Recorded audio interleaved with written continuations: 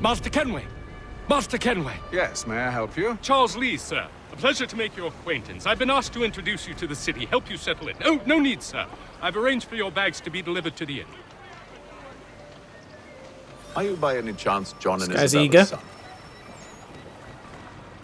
One and the same. Your commission is with Edward Braddock, is it not? Aye. But he's yet to reach America, and I figured I might... Well, at least until he arrives, I thought. Yes? Out with it. Forgive me, sir. I had hoped that I might study under you. If I am to serve the Order, I can imagine no better mentor than yourself. Kind of you to say, but I think you overestimate me. Impossible, sir. This way. I like the cut of this guy's jib. Thief! Knock it. Oh, God. These redcoats don't care. Let's take a look. Look at this. Oh, I'm feeling it. I'm feeling it, you know. Sights and smells. The Union Jack in Boston Harbor. Charles Lee. Let's read the Animus database. What have we got here? Recent entries. Charles Lee. Louis Mills, rest in peace. Charles Lee, born 1731. Charles Lee was a British soldier who went on to be a major figure in the Revolutionary War. Lee's father was a colonel in the British Army and started his son off in a military career early. He was sent to a military academy in Switzerland during his formative years, and then in 1746 Lee became an ensign in his father's regiment. Lee was sent to the colonies in 1755 to fight in the French and Indian War. He served under Edward Braddock, and then later at Fort... Oh, I'll have to figure this one out. Fort Ticonderoga, or Ticonderoga. I'm going to go with Fort Ticonderoga. It's probably wrong. I will research that another time and figure it out. Then later at Fort Ticonderoga, where he was injured in the fighting. Lee recovered, and later fought at Fort Niagara. I'd always thought there were a lot of fort fights fought. Damn it, Sean! I'm going to read it again. Even though I got it right, I'm going to read it again. I'd always thought there were a lot of fort fights fought. He finished his time in the colonies with the British conquest of Montreal. That was formerly of New France. Later French Canada. History lessons, yes. Lee returned to England in 1760, possibly because he was seeking a career advancement. He was named a major in 1761 and was sent to fight the Spanish in Portugal. Though his service record there was good, Lee didn't receive praise on his return home. In fact, he was retired from the army at half pay. After that, Lee became a vocal critic of military higher-ups and the British Prime Minister, and found that his military career had inexplicably completely stalled. So Charles Lee is working for the Order. Good to know. British regulars. Redcoats. British regulars were the foot soldiers of the British Army. You'll also hear them referred to derisively as redcoats because of the red coats they wear as part of their uniforms. I'll bet you didn't see that coming. Or lobsterbacks because of their huge, deadly pincers. Or still because of that red coat thing. I can't remember which. I mean, yeah, I don't really see a redcoat as like a derisive name.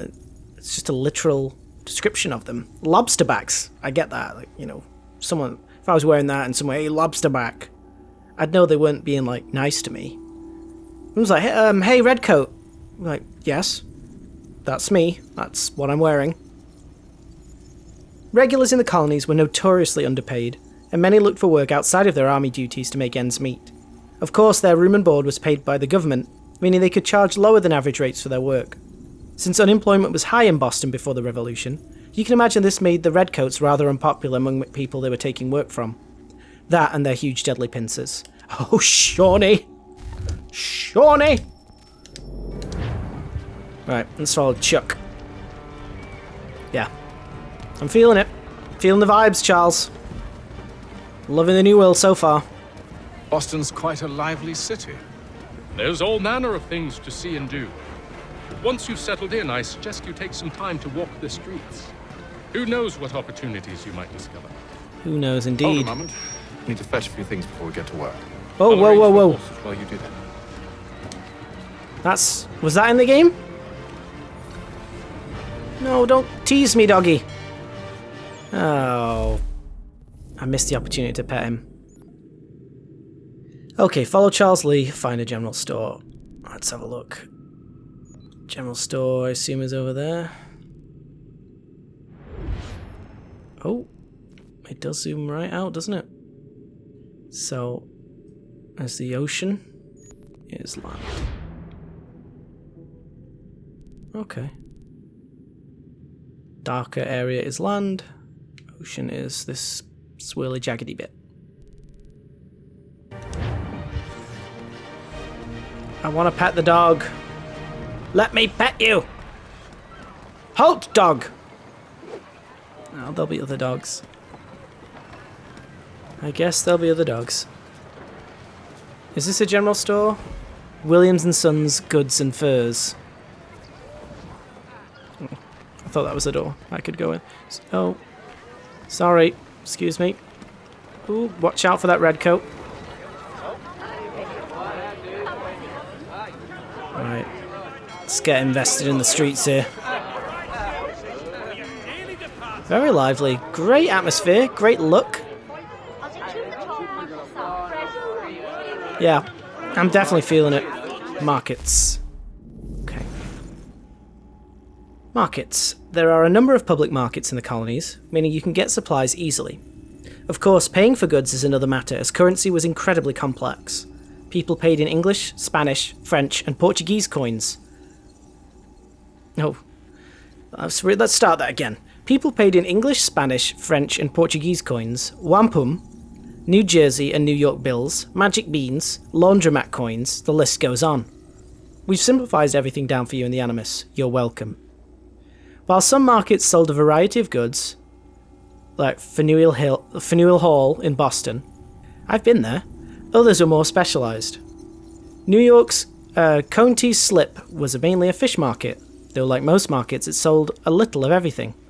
While if you were in the market for African slaves, Peck Slip was the place to go. Yes, slavery was legal at the time, though it was less common in Boston than New York, which had the largest slave population in the north. Don't be surprised to see European servants for sale. Oh, don't be surprised to see European servants for sale either. Some were sold for a fixed number of years to pay back their passage to the New World, a much better deal than the slaves were offered. So voluntary indentured servitude?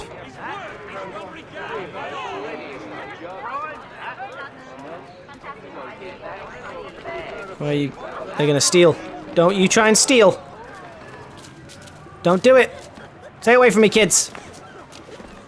Keep these kids away from me! I'm running away! Go away, kids! You can't follow me there. Ooh, I turned eagle vision on. Kids aren't following me here. Alright. There we go. Who's it? Oh. Damn sprigs. Oh. This accursed city will be the death of me. You seem troubled, friend. That's because I am. Greatly so, in fact. What's happened? I was robbed. The old Balkan file. Though I've managed to restore what's mine, I fear it's ruined. You mean the book? This is no ordinary book. It's an almanac. The first I ever wrote. Benjamin Franklin, pleased to meet you. Haytham Kenway. You must be new to Boston. Why do you say that? You're still possessed of virtue. To stop and help an old lout like myself. I don't mean to impose, but you seem a spry fellow. Should you happen to find my missing pages, I'll reward you. Look, I'm not sure if It's all right, all right. If you have the time, hurrah! If not, no harm done. The thing is useless in its current state anyway. But should you somehow manage to restore it, you'll find me inside that general store over there. Well, that was interesting. He's on the money, don't you know? Let's read that. God, do you see that kid's face? Oh, well, let's read. We'll come back to you, Benjamin. What's this kid? What's he doing? Don't like it. I don't like that one bit. Right, Benji. Let's learn about Benji. 1706. Benjamin Franklin was a renowned inventor, diplomat, and one of the signers of the Declaration of Independence. Translation: he was a rock star of the age.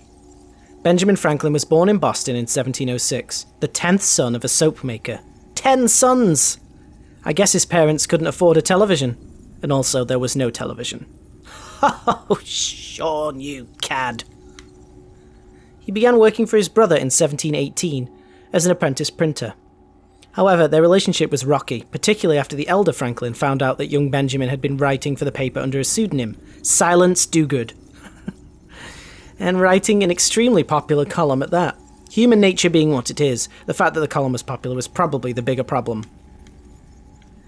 Benjamin ran away in 1723 and headed for Philadelphia, where he continued his career in printing and writing, eventually buying the Pennsylvania Gazette. The business, I mean, not just a copy. That would have been one of his lesser achievements. He just can't stop, can he? Sean, just can't stop. He stayed in Philadelphia for most of his life, that is, when he wasn't making extended trips to Europe. Franklin had a talent for persuasion, and that made him an ideal diplomat. In 1757 he went to London to represent Pennsylvania in an ongoing legal battle with the Penn family. It was one of the first of several extended political trips to Britain, and he would act as the state representative for Massachusetts, Georgia, and New Jersey as well. In fact, Franklin was in Europe for most of the Revolution, though he was in the colonies to help with the writing of the Declaration of Independence. Franklin was a vocal opponent of British impositions on the colonies, like the Stamp Act, and although he first fought for the rights of colonists as British citizens, he eventually became convinced, like many of the founding fathers. Like many of the founding fathers. Let's start that again. Although he first fought for the rights of colonists as British citizens, he eventually became convinced, like many of the founding fathers, that independence was the only real solution. Unfortunately, Franklin's change of heart made him clash with his son, William, who served as the royal governor of New Jersey. William remained an active loyalist. The father and son never spoke again. Ooh. Don't think I knew that. That's tough. When he wasn't founding a new nation and destroying his family in the process. Harsh side from Sean, that. Franklin was a scientist, inventing things like bifocals and more efficient wood stoves when he wasn't mapping the Gulf Stream and discovering how electricity worked. What have you done today? Made yourself a microwave meal and sat about in your underwear? Oh, well done, you. That's kind of harsh, and that kind of cuts me deep because I didn't have a microwave meal today, but I ordered delivery because we're living in a quarantine hell now. I ordered food delivery, and I didn't sit about in my underwear, but I am wearing, comfy pants and, a hoodie and, a t-shirt. Oh, well done, you. He was also quite the lady killer. Jesus, this guy, carrying on several friendships with women while he was in Europe. The records don't say what exactly they saw in him, certainly not his looks. Maybe women like a man who's intelligent. If that was true, I wouldn't be here. I'd be in Portugal surrounded by them, and you'd be looking at a blank screen. Ooh, some pent-up rage, some white male rage from Shawnee there. Potential incel? Bad vibes. Well, that's Ben Frank. We just bumped into him outside a shop. Seems far-fetched, but that's where we are. What's this mailman doing? Barefoot! What a time to be alive. You. Talk to me. Can you... General Central Boston letters? Start mission. Committees of correspondence. Deliver the letters. Okay. Since the American Revolution happened in the dark days before there was internet, and even before telephones, organising colonial opposition to the British was a little tricky.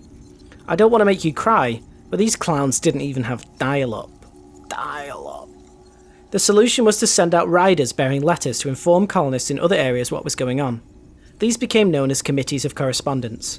Correspondence being a fancy name for letters. If you did not know this, I'm amazed you have even read this far. Actually, I'm amazed you can even read this far. Samuel Adams created one of the first committees of correspondence in Boston in 1772. In particular, he wanted to keep people outside of Boston informed about town meetings, so the governor couldn't invite only his friends to meetings. That would be less a meeting, more a dinner party. Perhaps unsurprisingly, Adams' committee worked so well that everyone started doing it. Eventually, all of the colonies had their own committees, focused on presenting a united front against British-imposed taxes and supporting boycotts of British goods. Really, Adams should have patented the idea. He could have made a fortune. Okay, so we've got letters to deliver and a shop to enter. Ah, hello. Welcome. Hello? Hancock store number 5. Does he have 4 other stores? Normal weapons, 22. Do I need a sword?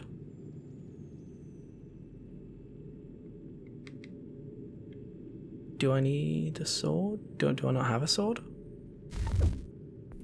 Firearms. Flintlock pistol. Okay. Do I have any items to sell? Oh, I have to buy a sword and pistol. If only I have just enough money. Okay, buy a sword. Confirm. Got it. Looks a little rusty, but it'll do. And we'll buy ourselves a pistol. £2,000. Do you have any idea how much that would be back then? £2,000. Christ. Okay, just making this guy a millionaire, I guess. He should be crying at my feet. I just minted him.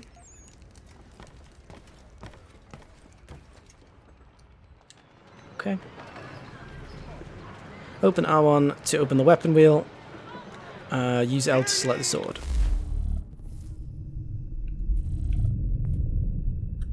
Okay.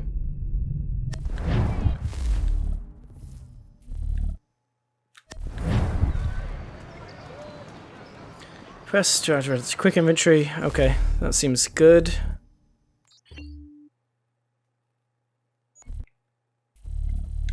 Looks like pistol's already on there.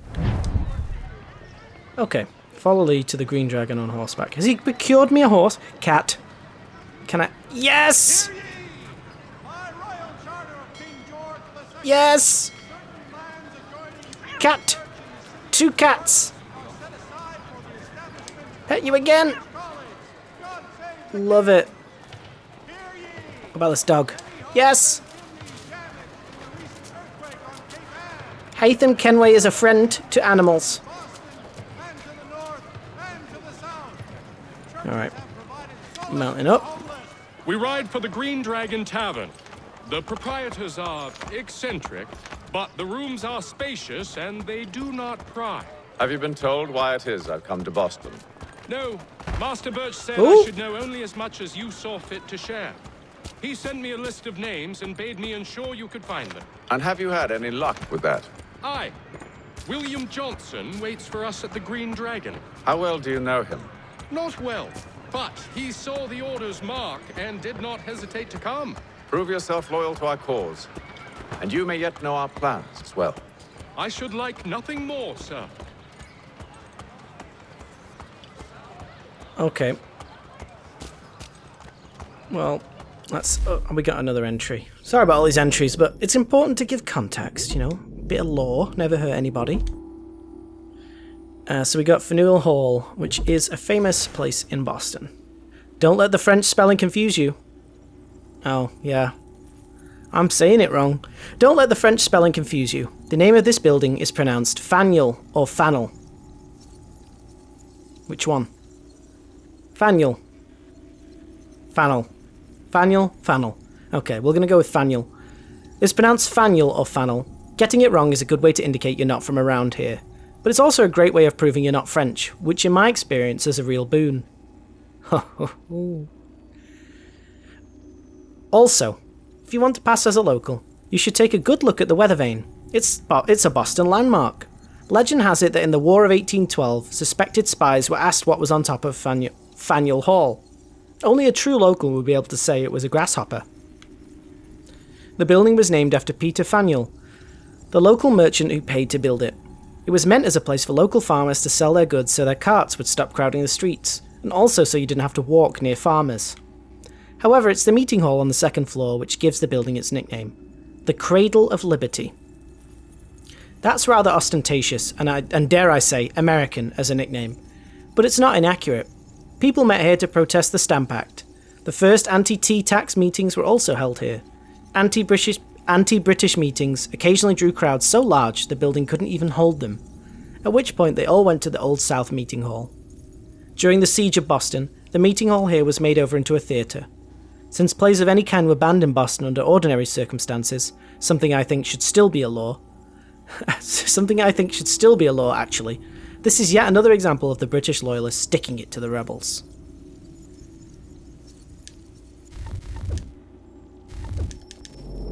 Okay, so let's continue. We'll go to the Green Dragon, then we'll come back for these letters we need to pick up. Side quest. Trying not to kill people on the streets here. Come on, you can see my horse. It's massive. Another bloody one. Okay. Green Dragon Tavern. This tavern is sometimes called the headquarters of the revolution, though I imagine when it is, they pronounce it headquarters of the revolution, because overthrowing the government in a pub is thirsty work. It was a popular place for people like Paul Revere and Samuel Adams to sit with their friends and plot.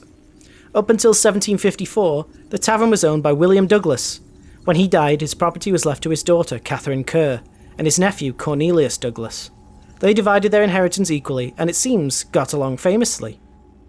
The Freemasons bought the tavern in 1766 and renamed it the Freemasons' Arms, which didn't actually stick because the sign above the door was still a green dragon. Freemasons, the secret society everyone knows about. Let's get a pub where we can meet in complete secret and no one will ever know. Brilliant! What should we call it? How about the Freemasons' Arms? Good one, Sean. Legend has it that Paul Revere's ride was planned here, but that's unlikely. By 1774, Revere had been warned that the British were listening in on his meetings, and had therefore stopped making super-secret plans in public where anyone could hear them. Someone tell the Masons, you know where to find them. So that was one of his better entries there. Pretty snappy.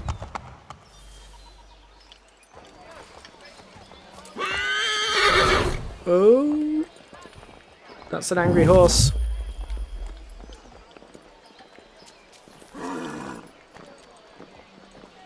Just redcoats marching the streets. Was my horse drifting? Right, dismount. Off the back. Right, let's see what these clowns want, and then we'll... Well, actually, will this cutscene mess me up? Maybe we should go find these letters first. Right, so we're over here. The letters are pretty... The letters are pretty clustered. How close is that one? It's only 98 meters. I'm not going to leave the Animus. We'll come back to the green drop. I'm just going to go grab some letters. That's what Chuck... That's all he needs to know. And he wants to learn under me, so he better start learning now. Hold R2 and X or R2 and circle to jump quickly over an obstacle. Okay, good to know. Can I just... Get... There we go. You. Press to view mission in progress in logbook.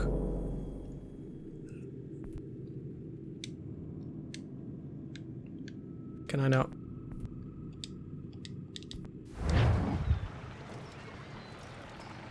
Oh, I have... Okay. Sorry, I was just delivering it to him. So let's mark the next one. Can I zoom in further? Yeah. Go on. Deliver that one. Just over the side here. Whoops, sorry there, doggy.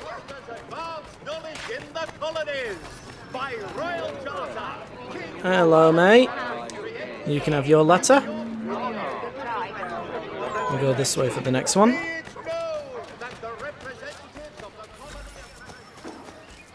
Why am I doing this busy work for these peasants? I'm Haytham Kenway. I'm a very well-to-do assassin. Now, this one's a little further. Not so bad. Let's get up on the rooftops. Oh, probably not the best idea. Don't mind me. Don't really want to engage in a fight with British sharpshooters right now. So we'll keep it to ground level. Well, I say ground level. Let's keep going this way. This works. Just hope these guys don't look up. Don't mind me, sir. Old State House. Okay, I'll bite. This building housed the Massachusetts government from 1713 to 1798. Before the Revolution, that would have meant the governor, his advisors, and the elected assembly. Of course, by elected, I mean elected by white male property owners, since they were the only people with the right to vote. The assembly also had rather limited power.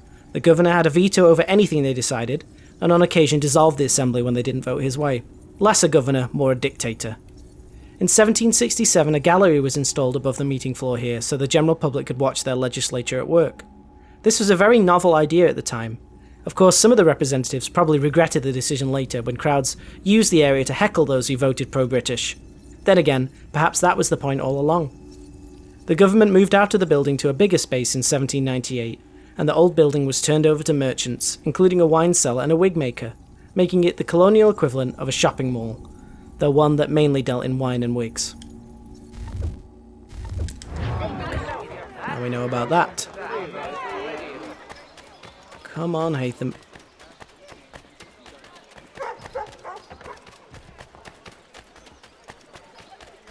Old meeting house. We can catch up on that one in a bit. Deliver this letter. £500. We got £500 for that. Baron de Montesquieu has died. That's sad. Alright, we'll do it now, since we just finished that. Old meeting house. The bells in this church rang out in the hours leading up to the Boston Massacre, as crowds were gathering to taunt the soldiers in front of the State House. In Boston at the time, church bells were rung when there was a fire, so people ran into the streets to see what was happening. That swelled the crowd, making tensions between the people and the British soldiers that much worse. It ended, of course, with the soldiers firing into the crowd, killing 5 people. And this concludes our lesson on how church bells could be used to incite riots in colonial America. Good to know. Lots of factoids. And this was before they started doing the Discovery Tour features that they added into later games like Origins and Odyssey.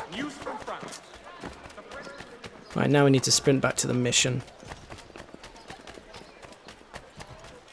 Haven't seen any of Mr. Franklin's pages. What's that? Vigilantes? Interactive conversation. Oh, there's a page right there. Page on the old almanac. Excuse me. Orphans will attract attention, slow your moving, give them a few coins to continue undisturbed. Alright, that's good to know. That's why the kids are chasing me. Oh, crap. It's a dead end. Hopefully nobody spots me doing this. Gentlemen dilettantes, amateurs and the curious public. Jeffrey will demonstrate tomorrow by the Belfry his latest giant net for the entrapment of Is that horse coming after that boat? Possibly. Can we cut through here? Looks like a yes. Grab the page from the almanac. Chase it! God damn it.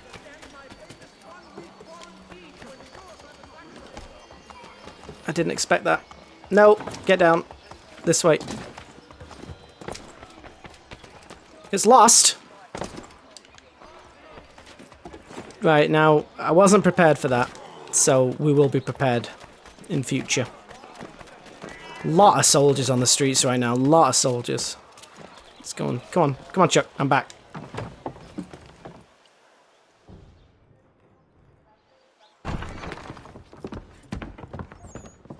You lying, cheating, no good son of a bitch. Perhaps we've come at a bad time. Oh, don't be foolish, dearies. Please, sit. Fancy something to eat? A drink, perhaps? Or is it a bed you require? We've already let rooms here. Oh, yes. Of course. Masters Lee and Kenway, was it? I'll have your bags brought up.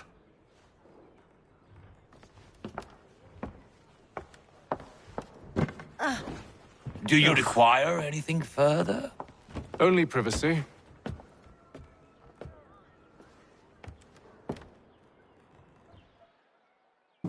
This way. Well, I did not like that relationship. And he made her carry up the stairs. Seems like grim. I mean, it doesn't look like the worst place. She's very angrily sweeping. Yes. Not good at all. Sir, William Johnson. A pleasure. A good lad, if a bit earnest.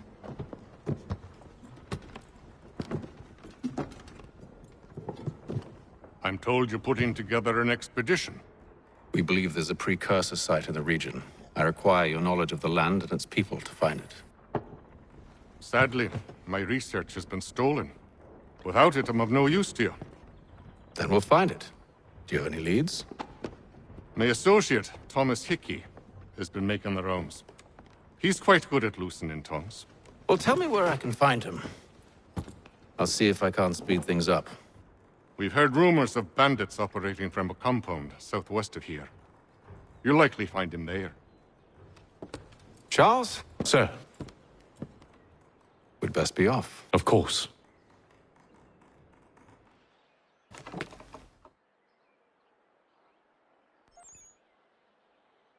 Alright, we'll read these Animus databases and we'll call it for this episode. Thomas Hickey. So this is the guy we are going to go and find. Thomas Hickey was an Irish-born member of the British Army. He arrived in Boston in 1752, but it wasn't long before he was assigned to William Johnson's personal guard, apparently at Johnson's request, possibly because their families were connected in Ireland, or maybe he found the name Hickey funny. The record isn't clear. Hickey served under Johnson during the French and Indian War, but then he left the army after being written up several times for disorderly conduct. Never a good sign. After 1760, Hickey disappears from the historical record for several years. I do, however, have several mention in William Johnson's household accounts of payments made to T.H. It's possible Hickey was working for him as a spy. If so, he really should have developed some tougher codes to crack. Oh, Sean. And William Johnson, who we were just speaking to. Born 1715, William Johnson was a land speculator and Britain's principal treaty negotiator with the indigenous peoples in the northern part of the colonies, particularly the Iroquois. Johnson was born in Ireland, but moved to the colonies in 1738 to look after his uncle's property on the Mohawk River. However, it wasn't long before Johnson branched out into business for himself, acquiring property on the opposite side of the river and setting up a sawmill and trading post, which he named Mount Johnson. Which to me always sounds like mating instructions from a caveman. Oh, God. In 1743, he moved to an even larger parcel of land, which he named Fort Johnson. He may have been an excellent businessman, but it's possible he lacked imagination. Johnson befriended the indigenous peoples in the area. Oh. That's going to be a tough one. Particularly the Kanien'kehá:ka. Kanien'kehá:ka? Because that accent on the A is throwing me a little bit. We'll go with Kanien'kehá:ka, whose language he learned. His respect for their customs helped him rise to prominence as liaison between the Iroquois peoples and the British government. Johnson was named Superintendent of Indian Affairs in 1756. As a contact who knows the land and its people, he's probably the best you'll find. Okay. Good to know. Right, so we learned about Hickey, we learned about Johnson, and we are ready to follow Charles Lee, who's my buddy right there, and go and find the guy, the dude, the homie Thomas Hickey. So, yeah, let's go find him.